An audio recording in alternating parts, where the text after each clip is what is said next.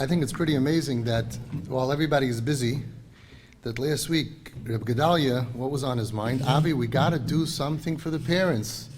We got to go ahead and give them a good time, not just another group, but a little chill and some food and some time to just relax. Isn't that a beautiful thing? It's unbelievable. Thank you. So Gedalia decides to do something, and the team springs into action, and they're just unbelievable. The whole team, Shlomi and Henech and Gingy, and all the women who are involved, and it's just really beautiful. I think it's a testimony to what you're all about. The Havas Yisrael that you have is unbelievable. Caring about other people, and just it's very inspiring to me. The Kruller Rebbe told me a vart, and he told me to share it with the Olam. I was waiting for the right opportunity. I think now is the right time. The Gemara in Shabbos, Daf Kuf Mem Aleph Amud Beis says, Noitel Adam es benoi v'ha even biyadoi. Let's say there's a kid, and he's holding an even, a stone, a rock, which is muktzah. A person is allowed to go ahead and take his son, even though the son is holding something muktzah. The Gemara says, Amad debei Rabbi Yanai, b'tinek sheyesh loi gaguim el aviv. We're not just talking about going over to a kid and picking him up. Why are you picking up the kid? He's playing with his stone. Why do you have to pick him up? So the Gemara explains, why can you pick him up? Because we're talking about a child that has gaguim, yearning for his father. And that's why he's allowed to pick up the child who's holding the stone, even though you're normally not allowed to do that, because you're not allowed to pick up something which is connected to something muktzah. But if the child has gaguim el aviv, yearning for his father, the little kid is saying, I want you to pick me up. You pick him up. Rashi explains, B'tinek sheyesh le gaguim shel aviv, she'im lo yetlenu yichla. If you're not going to take him, he's going to get sick. V'lo hamidu tiltil sheloi biyadayim b'mokim sakana. So there's a halacha that says that you're not allowed to carry something without your hands, but that halacha is not in a case of sakana. So all of a sudden Rashi takes this to a whole new level. All that's happening here is a kid is saying, Tati, pick me up. And Rashi says, wait, if you're not going to pick up the kid who is yearning for a connection, he's yearning for his father, all of a sudden there's a new word, yichla. Anybody ever go to a hospital and see somebody who's sick and you say, what's his sickness? He was, longing for his father. His father didn't pick him up. What kind of sickness is that? And Rashi takes it to the next level. Yichla b'makim sakana, he says. V'lo yamidu tiltu shloi b'yadayim b'makim sakana. What's the sakana? Says Rashi, V'af agab delav sakanas nefesh gemura. Even though there's no sakanas nefesh, he's not going to die physically. Ela sakanas chayli. There's a sakana that he'll get sick. What kind of a sickness? Not a physical illness. An emotional illness. I think really that the Rebbe showed this Gemara is showing us probably one of the earliest times that we see that Chazal and the Torah care if somebody's going to have an emotional pain and recognizes that a child who has needs and we're not going to pick him up because the Torah doesn't let, because we're not allowed to pick up something connected till to Shalei B'Yadayim, and the Torah says, hang on. For that Isser, we're going to take that off. Why? Because it's dangerous. It's dangerous. It can cause a child to have a machla. And that sickness can cause him to be in sakana. Wow. Says the Rebbe. The Rebbe said that the truth is that deep down every single child has a deep longing to be held close and hugged and loved and cherished and accepted and supported by his father and mother. And even the angry and rebellious children are really deep down longing and yearning to be held close by their parents. There is no therapist in the world that can heal a child as much as his mother and father's hugs. And the Rebbe continued, that's the message of the Gemara. If you have a child holding something which is muktzah, something is not supposed to hold, something that we don't hold of, like an iPhone, like drugs, or even worse, he's holding in the mashal, the Mishnah says he's holding a stone. A stone is something that's a dangerous weapon. He could hurt somebody. He could throw it at somebody. Or if he is stoned. The parents should pick him up. This means to raise him up, to build his self-esteem, to lift him up, hold him close to you. Otherwise, the rejection of not being held is mamash sakana. I think that's really what you parents are doing. With tremendous, tremendous dedication, tremendous mesiras nefesh.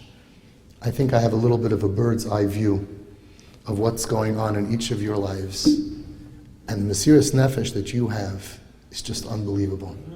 People cannot fathom. People cannot imagine. People cannot believe. The Novominsker Rebbe told me, I cannot believe what your parents are doing to save their children. The dedication to go out of your comfort zones. The dedication to go out of, spending money that you have to collect to save your kids and to hug them. Now, we know that this Gemara is true. We know that there are kids whose sickness comes from that they're yearning for love, they're dying for acceptance. The psych wards are full of those kids. And you parents are saving your kids from that. B'li ayin hara, we've never put a kid in a psych ward because of the tension with parents. That's something remarkable. How many kids do we have that when you came to me had illnesses, diagnosed mental illnesses from anxiety, depression, bipolar? How does that disappear in 2-3 years' time? What's going on here? So I think that we have to look up at the Gedolim who understand what Chayla Nefesh is. When I was by Reb Gershon Edelstein Shlita Zayin Gesund, and I told him, what about the kids that are suffering from Chayla Nefesh, which is emotional, psychological illness? And right away, his first thing that he told me was, if the kid feels a chanish kantata, chanish kamama, of course he's going to be emotionally ill. The kid feels, I don't have a mother, I don't have a father. Now, why do they feel like that? Because they're acting out, something pushes them, they act rebellious, they act defiant, and the normal parenting is, well, if you're going to act that way, you're not going to have mommy and daddy. That causes a lot, maybe even most, of the mental illness that we're seeing. All of a sudden, Jewish kids who grew up in our homes are in the psych wards, are mentally ill, hundreds and hundreds and hundreds of kids. I get calls almost every day. It breaks my heart. Yeah, the kid was, he was diagnosed for this and diagnosed for that, and so therefore, we told him you have to behave, and he couldn't behave, so we called the police and Atzala and Shomrim.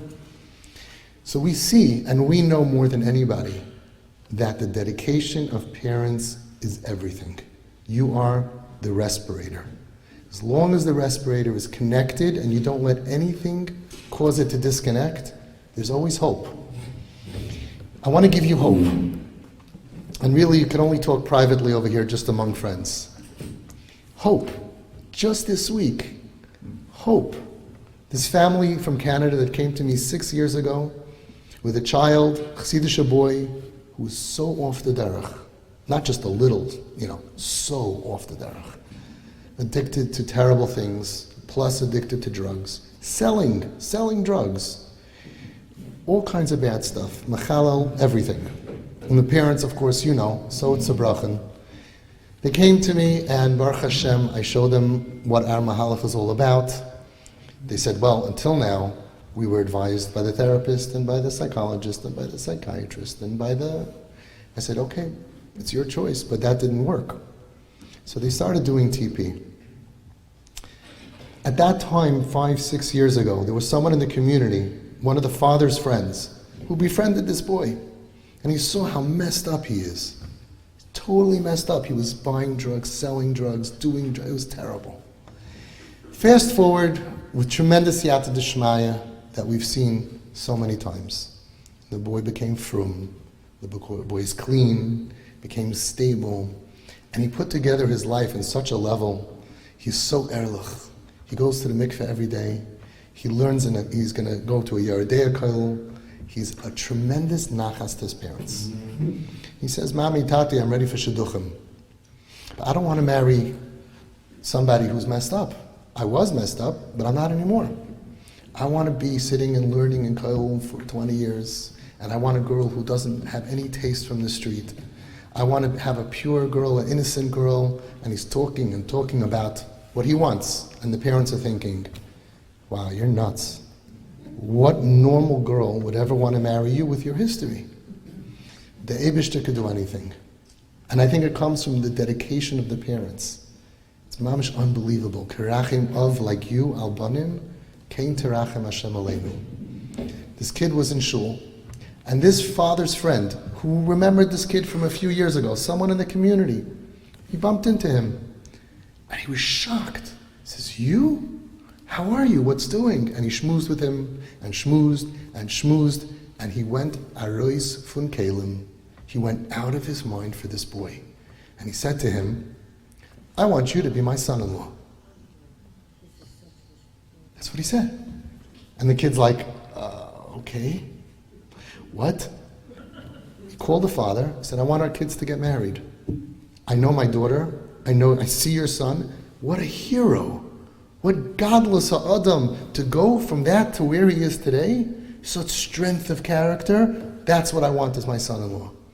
Then he had to go home and break it to his daughter. So I was thinking about the Gemara of Rav Yochanan and Rish Lakish. Right? Rish Lakish was a robber, a rober, and he's basically attacking Rabbi Yochanan. And Rabbi Yochanan says to him, if you'll do tshuva, I'll let you marry my sister. I want to be at that table by the supper. Hey sis, I got some good news and bad news. You're getting married. He has a lot of potential. Anyway, so the father couldn't believe this, what's happening. Anyway, so the father goes home and he tells his daughter, listen, I want you to go on a date with this boy. And I want to tell you about him. Tells all his milas. And she says, oh, sounds very good. Yeah, he may have had a little bit of a history. He did a little bit of drugs, nothing major, a couple of years, cocaine. He sold drugs for a living, so we know he can be a good businessman one day. And he starts talking about the history, and the girl is, Tati, what are you, crazy? Why would I want to go out with a guy like that? He said, just go out. They went out. The first date went well. The second date went better. And the third date went better. The chasana is in a few weeks. A girl who had no history.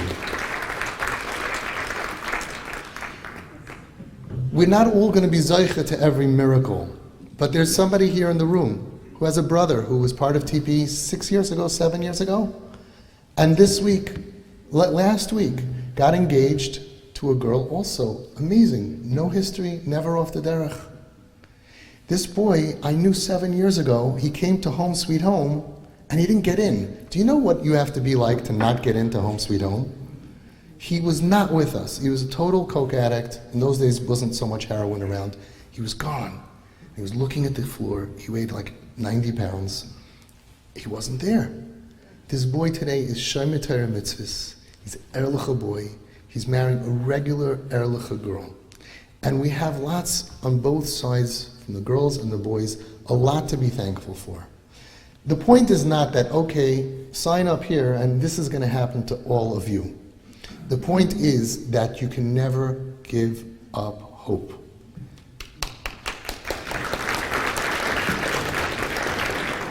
There was a boy who came to Home Sweet Home 10 years ago. There was a boy who came to Home Sweet Home 10 years ago. From 13, he went off the derech, a Borough Park boy. By 17, he was already in a few psych wards, a few rehabs, and he shmad.